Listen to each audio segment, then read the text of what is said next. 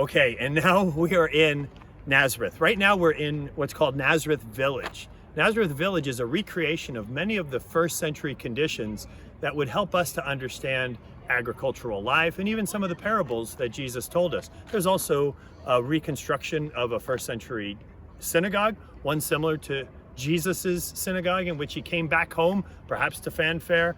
All spoke well of him. He said such pleasant words, opened up the scroll to Isaiah there in Luke 4 and read from it, but read from it with some editing.